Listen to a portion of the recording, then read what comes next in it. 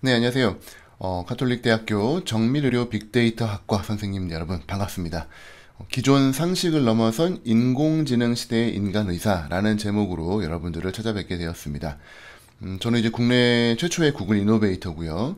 단국대학교 치과대학에서 작년까지만 해도 이제 학교에서 학생들을 가르치고 임상 연구를 했었었고요. 지금 현재는 연세 굿데이 치과에서 임상 진료에 전념을 하고 있습니다. 여러 가지 교육 활동들을 많이 했고 또 저술 활동을 많이 했기 때문에 아마도 그런 내용 때문에 저한테 이런 오늘 좋은 기회를 주시지 않았나 싶은데, 일단은 제가 갖고 있는 가장 큰 장점이라고 한다면은 아마 다양한 분야에서의 경험이 있었기 때문에 오늘 여러분들에게 이런저런 이야기를 좀 들려드릴 수 있지 않을까 생각을 합니다. 작년에 이제 미국에서 1년 이제 거주하면서 다양한 경험들을 많이 할 수 있었는데, 트조라고 부르는 트레이더조라는 이제 가게에 갔더니 요 시즌이었습니다. 호박들이 잔뜩 나와 있었는데, 왼쪽에 있는 이제 호박은 저희가 알고 있는 형태의 일반적인 호박인데, 이 오른쪽 바구니에 있는 호박들이 정말 모양이 같은 것들이 하나도 없더라고요.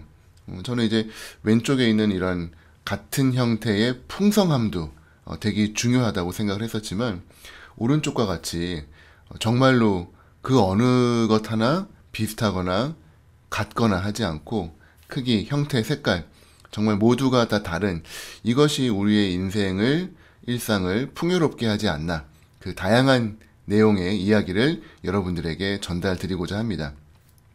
강의 들어가기 전에 간단하게 제 소개를 좀 더 자세하게 드리자면은, 연세대학교 치과대학을 졸업을 했고요. 그 이후에 연세대학교와 단국대학교에서 치과대학 교수로 재직을 했었습니다. 그 학교에 있는 기간 동안에 많은 나라를 다니면서 여러 치과 선생님들에게 치과 관련된 교육들, 임상적인 핸즈온 트레이닝들을 진행을 해드렸었고요.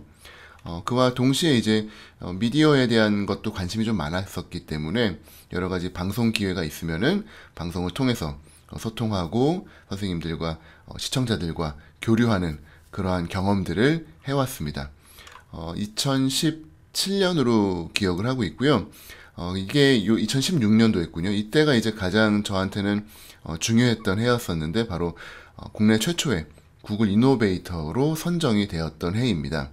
이때 스웨덴에 있는 구글 오피스에 가서 2박 3일 동안 전 세계에서 모신 이 혁신적인 아이디어를 가진 분들과 함께 구글 도구를 이용을 해서 교육을 바꾸어 보자, 그리고 나아가서 우리 사회를 바꾸어 보자 라고 하는 아이디어를 가진 그런 분들을 도와주는 코스를 이수함으로써 구글 이노베이터가 되었고요.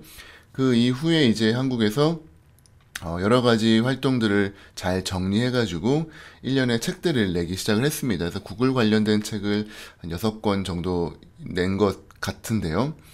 이제 코로나가 오기 직전이었습니다. 그래서 2020년도 초에 이제 딱 나왔는데, 그때가 하필이면 이제 아시는 것처럼 코로나가 시작이 되었던 그 시기랑 겹치면서 제가 썼던 이 구글 클래스룸이라고 하는 책에 대한 이 관심도가 이제 많아져서 IT 분야 이제 베스트 1위랑 5위를 동시에 했었던 그런 경험도 해보았고요. 2020년도 과학창의재단에서 내 인벤토리에 구글을 담다라는 IT를 활용한 여러분의 일상을 반전을 꾀하는 그러한 노하우의 책이 우수도로 선정된 경험이 있었고, 가장 최근에는 디지털 전환 교육담이라고 하는 책으로 여러분들을 찾아가고 있습니다. 인스타그램에서 검색하다 보면은 북스타그램으로 이제 나오는 책들 중에 많은 분들이 제 책을 핑크색 블링블링 하다 보니까 예쁘게 잘 찍어주셔가지고 감사한 마음으로 요즘 지내고 있습니다. 말씀드린 대로 저는 지금 최근에는 연세 굿데이 치과라는 곳에서 이제 잇몸 치료와 임플란트 진료를 진행을 하고 있고요. 그 다음에 이제 현재 카톨릭대 의대 의학교육학실에서 외래 교수로 같이 활동을 하고 있습니다. 저의 이러한 경험과 관심 분야를 잘 버무려서 오늘 여러분들에게 AI, 인공지능 시대의, 이 로봇 시대의 미래 의료 진료에 대해서 말씀을 좀 나누고자 합니다. 결과적으로는 디지털 트랜스포메이션이죠. 디지털 도구를 아날로그에서 0과 1로 표현되는 디지털 세계로의 부담 없는, 그리고 잡음 없는 전환, 변환, 그걸로서 이제 저는 가장 먼저 관심을 가졌던 부분이 로봇입니다. 뭐 의과도 마찬가지고 치과도 마찬가지지만 직원을 구하기가 너무 이제 어려워지는 시기가 되다 보니까 이러한 로봇이 할 수 있는 역할들이 점점 커지고 있거든요. 지금 보시는 장면은 저희 치과에 이 수술방에서 사용된 기구를 이 소독실로 로봇이 옮겨주고 있는 그런 장면입니다. 저 친구는 이제 막내, 좀 작고요. 네, 이 친구는 좀 덩치가 큰, 네, 이제 여러 개의 트레이를 이동할 수 있는 그러한 로봇이 되겠습니다. 비용적인 부분이 좀 있기 때문에 아직까지는 가격 저항성이 좀 있어서 널리 보급이 되지는 않고 있습니다만, 점점 더 가격이 내려가고 기능이 이제 맞춤화가 되면은 정말 많은 곳에서, 지금 이제 많은 식당에서도 이제 많이 사용이 되고 있는 것처럼 점점 더 많은 곳에서 저희가 볼 수 있을 것 같고요. 수술방에서도 이 부분이 이미 많이 진행이 됐죠. 다빈치 로봇 많이들 들어보셨을 거예요. 우리나라에서 정말 많이 사용을 하고 계시고요. 원래 이 다빈치 로봇은 연조직용으로 개발이 됐습니다. 그래서 경조직을 다룰 수는 없고 뼈를 다룰 수는 없고 절개하고 그 다음에 살을 이제 꼬매는 그러한 용도로 이제 사용이 되는 복강경 수술로 되어 있는데, 그때 이제 회사에 특별한 허가를 구해서 제가 사용하고 있는 치과 모델에다가 한번 봉합이 가능한지를 한번 시도해봤던 그런 영상입니다. 한 30분 정도였나요? 30분 정도 트레이닝 하고 나니까 감이 오더라고요. 이 손가락 3개를 넣고 엄지검지로 이제 조이면서 이렇게 제가 이제 하고자 하는 행동들을 그대로 재현을 해서 전달을 해주는데 꽤 정교하고 깊이감, 뎁스가 이제 사실 제일 중요한데, 보고 있는 제 카메라가 3차원이 가능하다 보니까 뎁스도 이제 느껴졌고요. 무엇보다도 허공에다가 하는 것 같은 느낌일 것 같았는데 의외로 텍타일한 센스가 있어서 뭐가 닿거나 하는 느낌이 오더라고요. 그래서 한 30분 정도 만에 꽤 괜찮은 속도로 연조직을 좀 다룰 수 있는 그런 수준에 올라왔습니다. 물론 이제 더 복잡한 수술을 하려면 아주 많은 시간이 걸리겠죠. 워낙 이 로봇이 고가다 보니까 치과에서는 이제 적용은 안 되고 메디칼 쪽에서는 이제 많이 적용이 되고 있습니다만, 언젠가는 이제 수술방에서 루틴하게, 치과에서 루틴하게 볼 수 있을 것 같아요. 이 로봇을 가지고 이제 몇 시간 동안 작업을 하다 보니까 갑자기 드는 생각이, 이 로봇이 제가 하는 모든 정보를 잘 기억을 하고 있다가 어느 날 마치 제가 하는 그 움직임의 특유의 움직임을 모방해서 저 대신에 수술을 할 수도 있지 않을까? 라는 생각이 살짝 들기 시작을 했습니다. 이게 결과적으로는 자율주행으로 넘어가는 단계죠. 평소 운전자의 안전거리 확보, 그 다음에 속도, 이런 것들을 잘 학습을 해가지고 운전자가 핸들을 놔도 로봇이, AI가 그대로 운전해주는 자율주행처럼 자율수행도 자율수술도 가능하지 않을까, 그런 생각을 조금 하게 됐습니다. 지금 많은 회사들이 임플란트를 심을 때 가이드를 만들어서 그 가이드에다가 이제 드릴링을 하면 임플란트가 정확하게 심겨지는 거를 이제 개발을 해서 상용화를 했는데, 요 단계에서 하나 더 넘어가는 게 가이드가 아니라 그냥 로봇 팔이 가이드 역할을 해주는 것들을 개발하고 있고, 그게 이제 얼마 전에 미국에서는 FDA 승인을 받았습니다. 요미라고 하는 로봇인데요. 알아서 드릴링을 해서 임플란트를 심으면 이제 아무래도 위험도가 있다 보니까 그거는 허가가 날 것 같진 않고, 요거는 패시브한 로봇입니다. 한번 보여드릴게요, 영상을.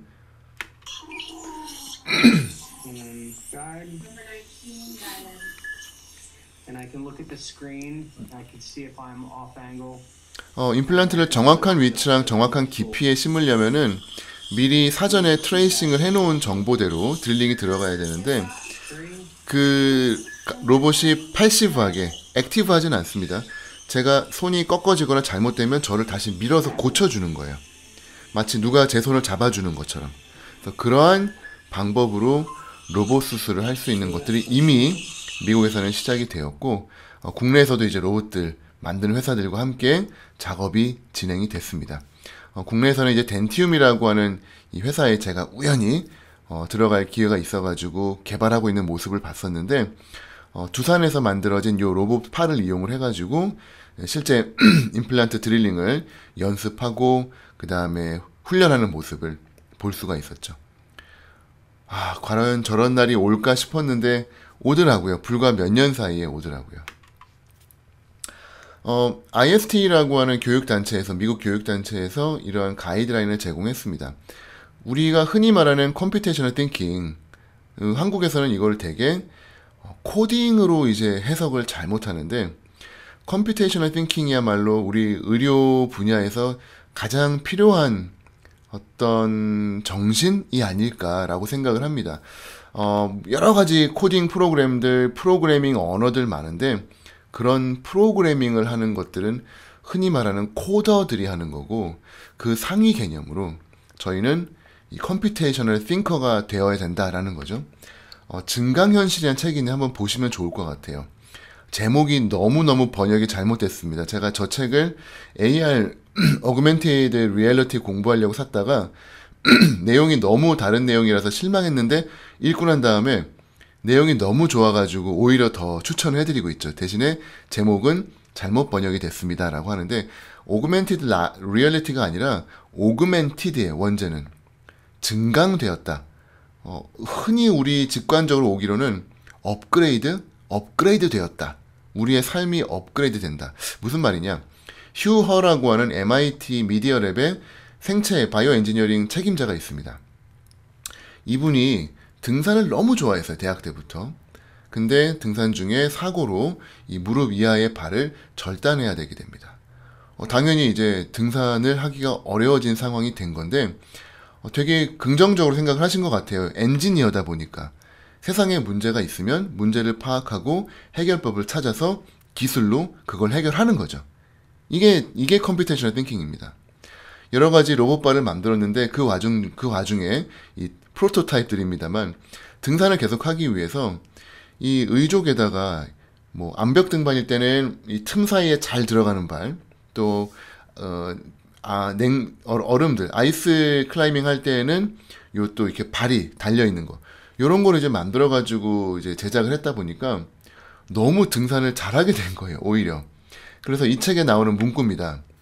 등반은 극도의 경쟁을 벌이는 운동이기 때문에 그가 다리가 성한 동료들을 능가하기 시작하자 일부 동료는 그를 따라잡기 위해 다리를 절단한 기세였다 라는 이야기가 나올 정도죠.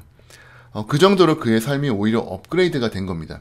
이분의 영상을 테드에서 찾아보시면은 사실 이해하기 어려운 좀 부분들이 있습니다. 기술적인 내용들이 나오기 때문에. 하지만 이 기술을 통해서 그가 만들어낸 결과물이 영상 맨 마지막에 나와요. 여성 댄서분께서 이 발목을 절단해야 됐었고, 이분이 만들어드린 이 의족을 이용을 해서 거의 정상인과 다를 바 없는 춤을 추는 모습이 나오죠. 잠깐 같이 보겠습니다.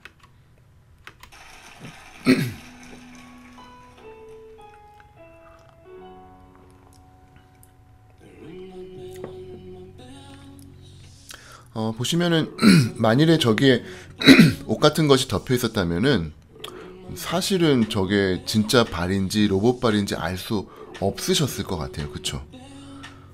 저 정도의 기술력으로 저 여성 댄서분의 삶에 다시 행복을 되찾아 준 거죠. 이게 바로 컴퓨테이셔널 띵킹입니다. 제가 좋아하는 만화예요. 원본을 찾을 수가 없습니다. 혹시 이 원본을 찾으시는 분은 꼭 저한테 연락을 주시면 감사하겠습니다. 너는 로봇에 의해 리플레이스 되는 게 아니야. 지금 해고 장면입니다. 너는 로봇 때문에 잘리는 게 아니야. 너는 로봇을 이해하는 그 누군가에 의해서 잘리는 거야. 그 사람에 의해서 대체되는 거야. 그러니까 저희가 생각하는 게 이제 앞으로 로봇이 나오고 인공지능이 나오면은 우리 인류는 말살되는구나 라고 생각을 하는데, 그거는 오해죠. 그거를 이해하고 있는 그 누군가에 의해서 도태된다는 겁니다. 디지털 트랜스포메이션, 로봇이 됐건 AI가 됐건 아니면 여러 가지 형태가 나올 수 있겠죠. 이제는 뭐 전 분야에 퍼져나가기 시작을 했습니다. 이 기술에 의해서 우리가 밀려나는 것이 아니라 이 기술을 이해하고 있는 사람들에 의해서 우리는 밀려날 거라는 거예요. 거꾸로 얘기하자면은 살아남기 위해서는 이러한 기술적인 변화들, 전환들을 잘 이해하고 주도할 수 있으면 좋겠다. 그런 뜻이죠. 의료 분야에서 디지털 트랜스포메이션을 이야기한다면 저는 요 세 가지 책을 반드시 읽고 이야기하시라라고 이야기를 합니다. 저희가 나누고 있는 정말 많은 내용들이 이미 이 세 권의 책 속에 담겨 있어요. 세 권의 연작입니다. 청진기가 사라진다, 청진기가 사라진 이후, 그리고 딥 메디슨.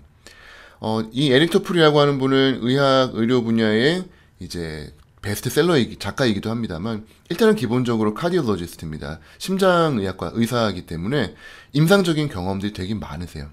이분이 이제 세 가지 3D를 제시하시죠.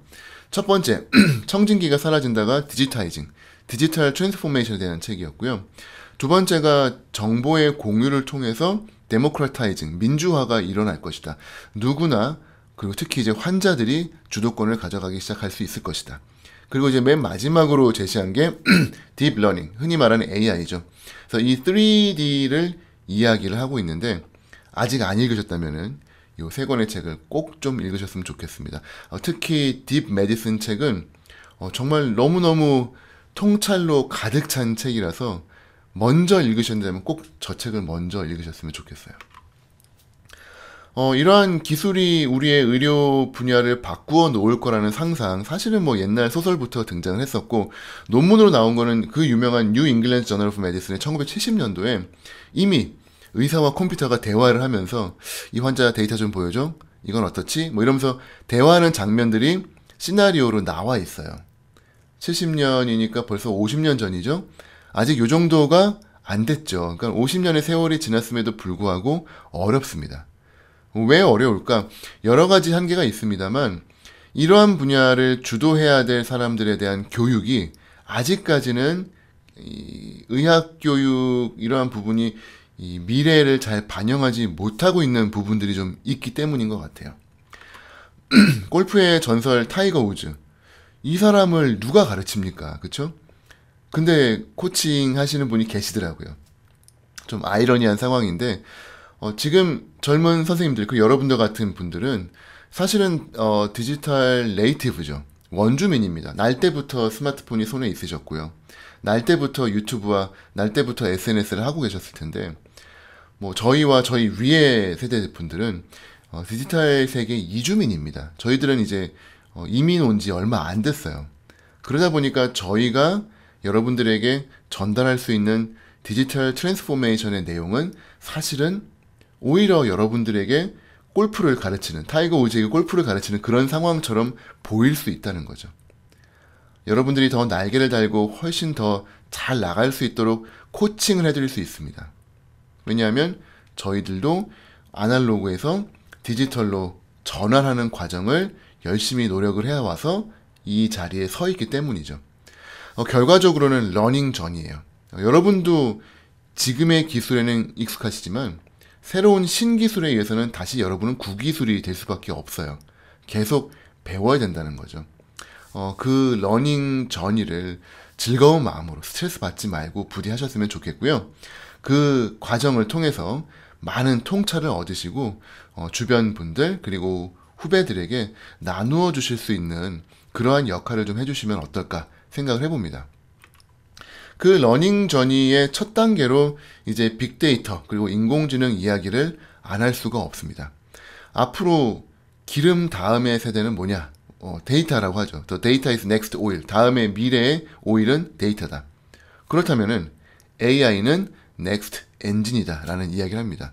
이 데이터가 기름이라면 그 기름으로 갈 수 있는 엔진은 바로 AI라는 거죠. 의료 분야에서의 AI 도입은 어마어마한 속도로 지금 진행이 되고 있습니다. 중국에서 AI 로봇이 재수 끝에, 몇 번 재수 끝에 처참한 점수를 받다가 결과적으로는 이 합격선을 훌쩍 넘은 점수로 의사 면허를 취득을 했어요. 와, 그러면 이제 얼마 안 남은 거냐? 아닙니다. 요 짤 다들 잘 아시죠? 엄청 유명한 그림인데요. 치와와랑 블루베리 머핀을 로봇 인공지능이 구별을 못합니다. 사람에게는 너무너무 쉬운 건데 이게 어렵다는 거죠. 두 가지 패러디 같은 패러독스가 있습니다. 우리가 이제 흔히 AI 하는 Artificial Intelligence는 사실은 저 안에 인텔리전스란 말이 있지만 전혀 인텔리전트하지 않죠. 그거는 뭐 여러분이 잘 아실 거고요. 머신러닝 저희가 떠듭니다만 정작 이 머신은 러닝을 잘 못합니다. 그러니까 저게 이 말이 안 되는 이름을 저희가 쓰고 있는 거죠. AI인데 인텔리전트 하지 않고요. 머신러닝인데 정말 머신처럼 공부할 것 같은데 전혀 공부를 잘 못해요. 그 가장 큰 원인은 데이터가 없습니다. 데이터의 부족이에요. 데이터가 많아야 그걸 통해서 이 발전을 할 수가 있는데 특히 의료 메디컬 데이터는 환자 개인 정보이기 때문에 정말로 이 프라이버시가 중요하다 보니까 이 데이터를 가지고 학습을 할 환경이 안 됐었던 겁니다. 그나마 이제 긍정적으로 보아야 될 부분들은 저희가 메디컬 영역에서 사용하고 있는 데이터의 볼륨이 지금 급속도로 증가하기 시작을 했어요. 2022년 97 제타바이트. 제가 제타바이트가 도대체 어느 정도인지를 한번 찾아봤는데 기가바이트, 1000배 테라바이트, 1000배 페타바이트, 1000배 엑사바이트, 1000배 제타바이트더라고요. 어마어마한 분량이죠. 이게 지금 불과 3년 뒤면은 2배가 됩니다. 거의 뭐 무어의 법칙처럼 반도체 법칙처럼 기하급수적으로 데이터가 증가할 거예요. 그러면 AI도 똑똑해지겠죠. 하지만 여전히 우리가 전 세계에서 다른 나라의 지금 교통 상황을 실시간으로 CCTV로 볼 수가 있어요. 유튜브 검색하시면 다 나옵니다. 근데도 불구하고 강남 세브란스에서 진료받은 사람이 신촌 세브란스 가면은 차트를 열 수가 없습니다. 메디컬 데이터가 호환이 안 되는 거예요.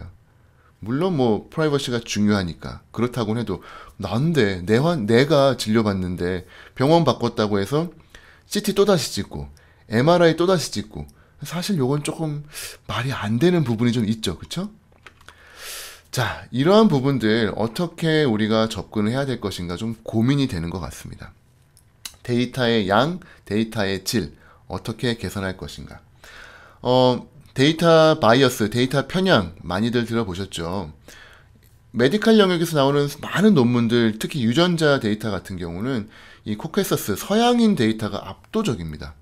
여러 가지 원인이 있겠지만 일단은 연구에 참여한다거나 논문을 주도한다거나 검사를 한다거나 연구비가 있다거나 그런 부분들이 아무래도 서구 쪽에 많이 집중이 되다 보니까 유전자 연구 같은 거 하게 되면은 동양인 데이터는 사실 그렇게 많지가 않아요. 2015년도에 구글 포토에서 난리가 한번 났었죠. 구글 포토에 사진을 올려놓으시면은 자동으로 태깅을 해줍니다. 거기에서 흑인분들의 얼굴에 고릴라라고 태깅을 해가지고 어마어마하게 인종차별적인 이슈가 발생했었는데 이거 왜 이랬느냐? 사진이 많지가 않았었기 때문이에요. 백인들에 관련된 정보들은 진짜 많습니다만 흑인에 관련된 이미지나 데이터 그리고 그거를 관리하려고 했던 개발자조차도 유색인종이 많지가 않았던 거였죠. 지금 AI가 아주 잘할 수 있는 일들 몇 가지는 안 됩니다만 메디컬 영역에서 피부에 있는 병소를 이제 전환병소로 찾아내는 것들 잘할 수 있습니다. 근데 이 관련된 논문들 쭉 찾아보면요. 시스테마틱 리뷰 하나 나온 거 보면은 놀랍게도 다컬 스킨에서 관련된 논문들이 훨씬 떨어지는 거예요. 정보가. 거의 다 백인들 스킨에 밝은 스킨의 캔서, 병소들이 이미지로 활용이 됐고요. 다컬 스킨, 유색인종의 피부에서는 데이터가 아예 없는 거죠. 그러면은 요 기술이 만일에 현장에 제공이 됐을 때 어떤 의미에서는 저희들 유색을 갖고 있는 인종들에서는 오진이 발생을 할 수도 있다는 겁니다. 데이터의 바이어스가 이렇게 큰 문제가 될 수 있는 거죠. 완전히 흩어져 있는 이 데이터를 잘 정리하면 인포메이션이 됩니다. 그 인포메이션을 잘 선별하면 날리지가 되고요. 그 날리지를 잘 숙성시키고 가공하면 인텔리전스가 드디어 되고 이 수많은 인텔리전스를 통해서 결국 우리는 위즈덤, 지혜를 갖게 되는 거죠. 아직 의료 데이터는 데이터라고도 부르기가 어려울 정도의 형태입니다. 지금 전 세계에서는 아직도 많은 곳이 종이 차트를 쓰고 있고요. 수기로 하지 않고 전산으로 하더라도 서로 호환이 되지 않습니다. 아직 데이터도 모여지지 않은 그런 상황이에요. 앞으로 여러분들이 하셔야 될 그런 일들인 것 같습니다. 데이터로 정리하고 이걸 통해서 인포메이션을 만들고 궁극적으로 지혜까지 만들어내는 이 과정, 여러분들의 몫이라고 생각이 듭니다. 1956년도였죠. 다트머스라고 하는 대학에서 이 서머 컨퍼런스가 열립니다. 여름학기? 계절학기가 열렸는데 이때 여기 사진 찍으신 이 분들이 인공지능의 아버지들이죠. 뭐 물론 이제 그 전에도 인공지능의 이름은 아니지만 어느 정도의 형태를 갖고 있었던 것들은 있었습니다.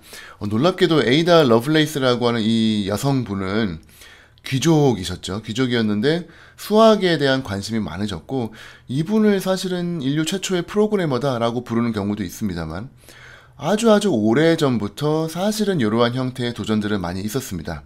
다만 시기가 좀 일렀던 거였죠. 일단 데이터를 저장할 수 있는 형태가 상당히 부실했었습니다. 다들 기억하시는 이 종이에다가 펀칭을 뚫어가지고 그거를 리딩하는 그런 형태로 저장이 됐었으니까 종이를 막 다발로 들고 다녀야 됐었고요. 그러다가 이제 뭐 플로피 디스크 나오고 요만한 메모리 스틱 나오고 그러다가 이제 데이터는 다 클라우드로 올라가기 시작을 했습니다.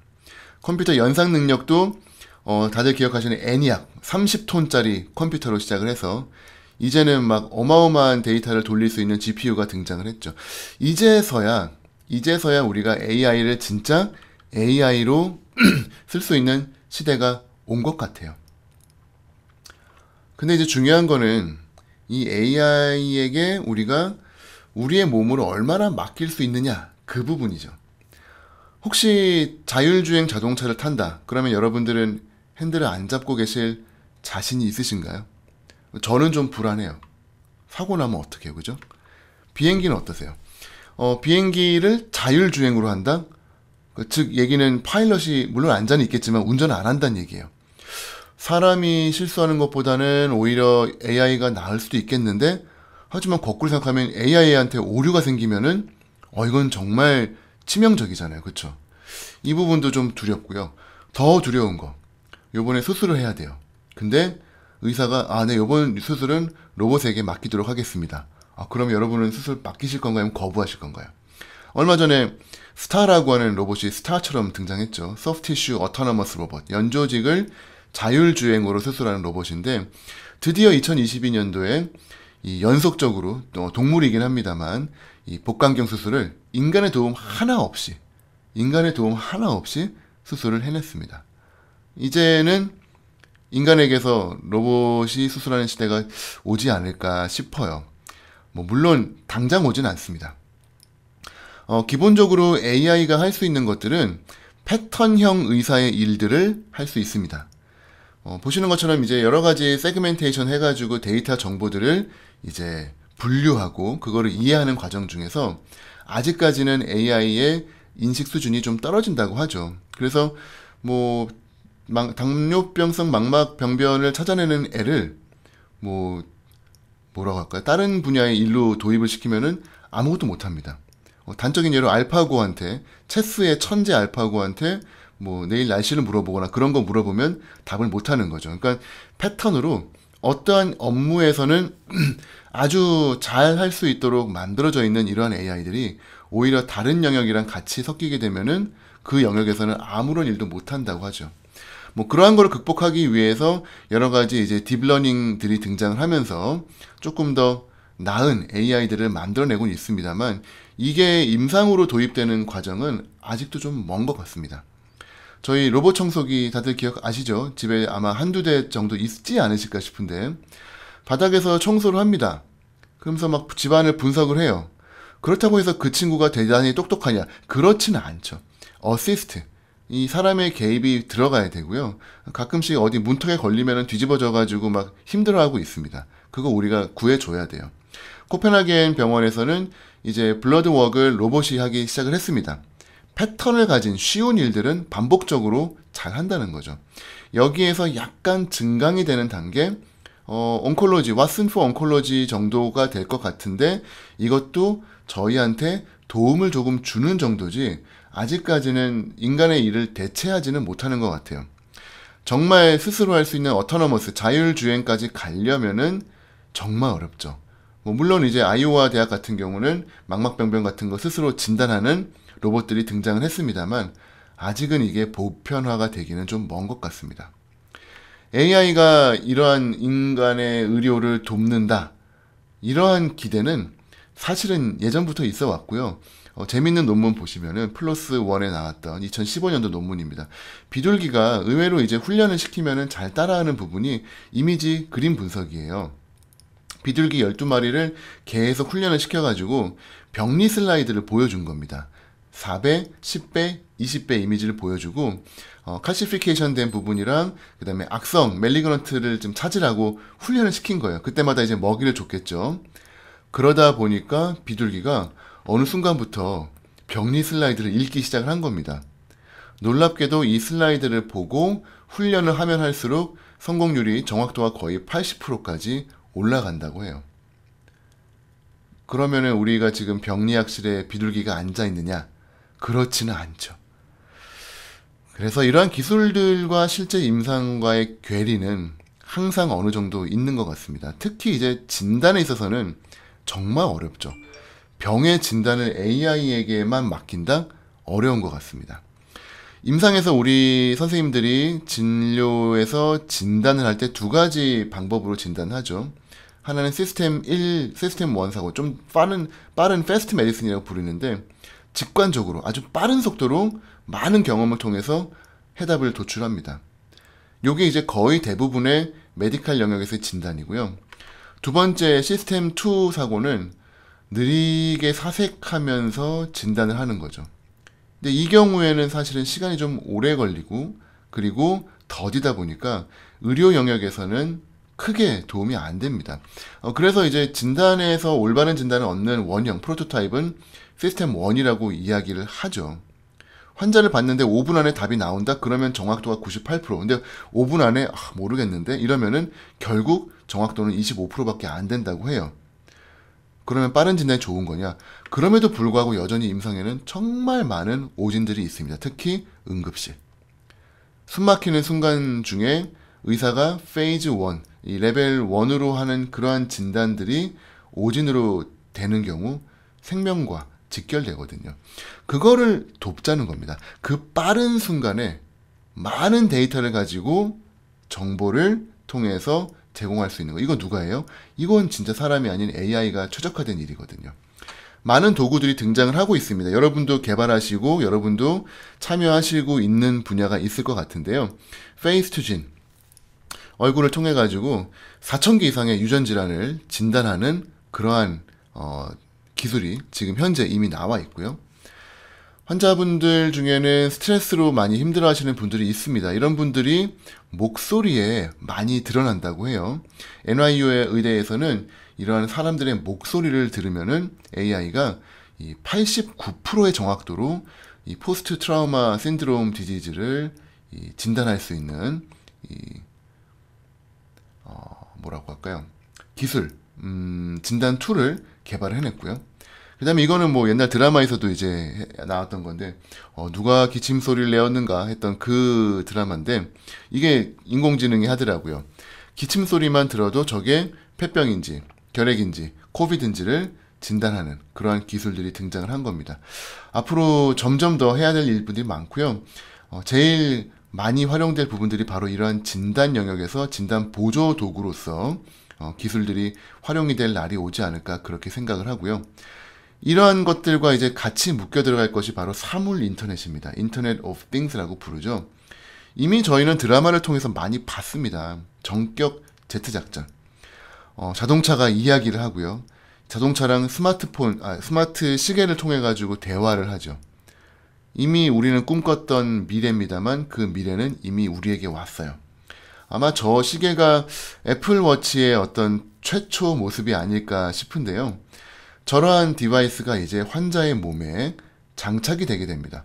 그러면 우리가 할 수 있는 일들이 진짜 많아져요.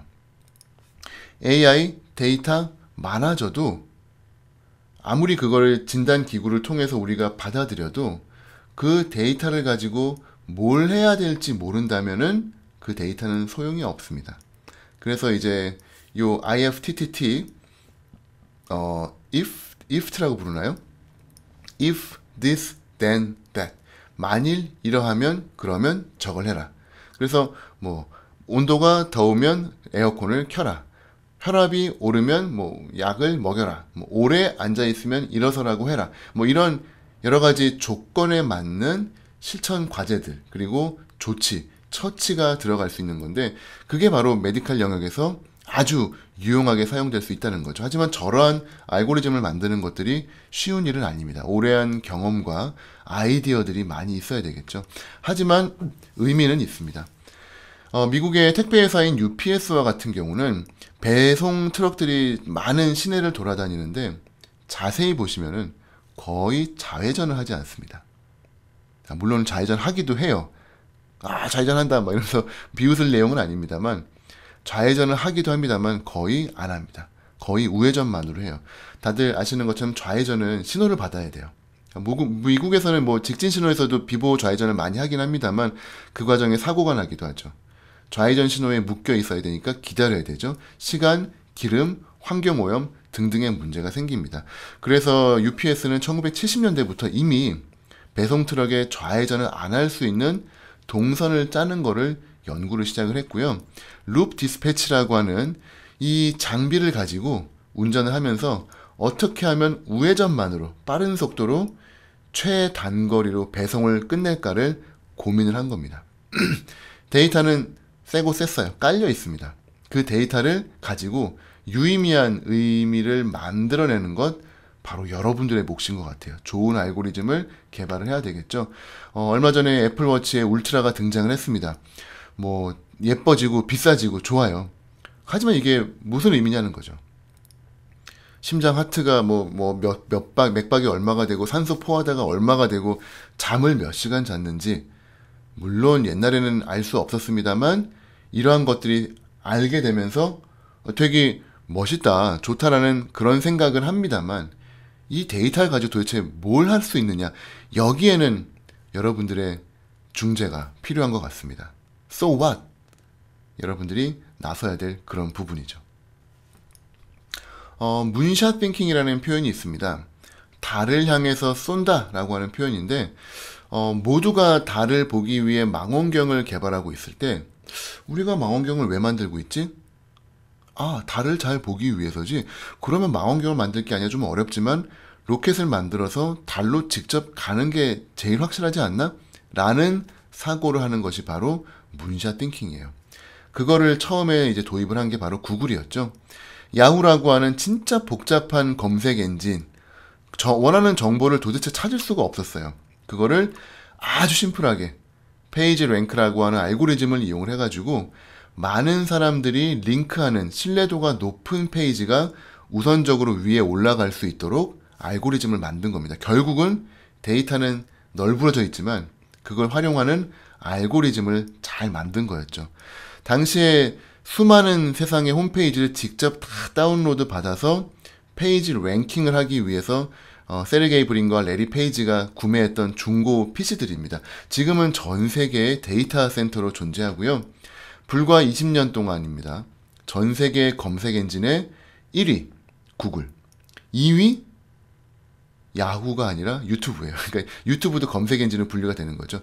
그 정도로 전 세계에서 검색이라 하면 압도적으로 구글의 검색 엔진이 장악을 할 정도로 이제는 온라인상의 컨텐츠는 구글이 다 장악을 한 것 같아요. 오프라인은 어떨까요?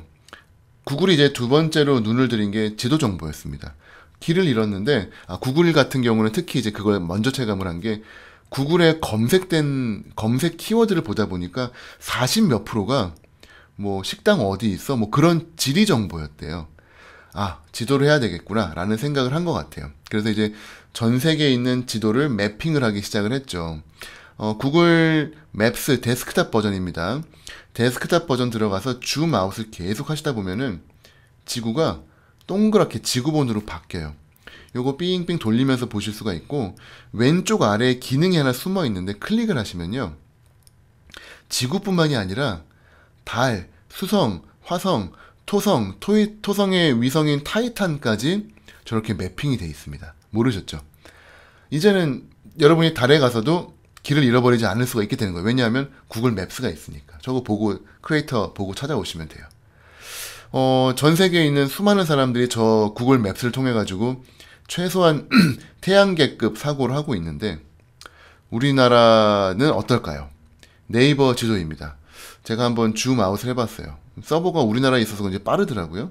근데 멈췄어요. 에러인가요? 일본, 중국 눌러봤는데 아무런 반응이 없어요. 아예 지도가 없습니다. 북한도 없어요. 그냥 남한만 있어요.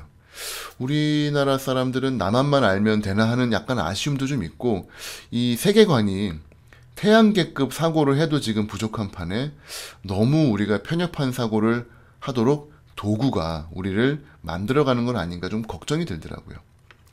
전 세계에 있는 지구의 데이터 매핑을 구글이 거의 다 끝냈습니다. 98%. 그러다 보니까 빅데이터와 머신러닝의 달인이 된 거예요. 그 다음으로 가고자 하는 부분이 바로 헬스케어였습니다. 이 사람들이 이런 말을 해요. 지구도 매핑이 끝났고요. 이제는 사람의 건강을 매핑하겠다. 사람들의 손 안에 모든 정보를 다 넣어주겠다. 만 명의 사람들을 모집을 한 다음에 이 사람들을 듀크, 스탠포드 의과대학에 1년에 한 번씩 보내서 엑스레이, 시력, 심장, 피검사, 지놈, 마이크로바이옴 다 검사합니다. 그 데이터를 매년 모집을 해요. 그게 누적이 되면은 생로병사가 손 안에 들어오는 시대가 오는 겁니다. 거기에다가 메디케어 데이터인 블루버튼 2.0을 프로젝트로 연동을 시키면은 그 사람들이 어떤 진료를 받았고 얼마만큼의 의료비를 냈고 언제 죽었는지 그런 것들도 이제 알 수가 있는 거예요. 여기에다가 NIH에서 하고 있는 All of Us라고 하는 프로젝트와 같이 연동해서 100만 명의 지놈 데이터까지 얹혀집니다. 뭐 인간의 건강이 정말 구글 맵처럼 어플 하나에 들어가는 게 얼마 남지 않은 것 같아요. 구글의 자회사 베릴리라고 하는 회사에 치프 메디컬 오피서가 있는데 이 사람 이름만 봐도 이들이 꿈꾸고 있는 세상의 그 사이즈를 알 수 있습니다. 이름이 제시카 메가예요. 메가 사이즈. 어마어마한 꿈을 갖고 있죠.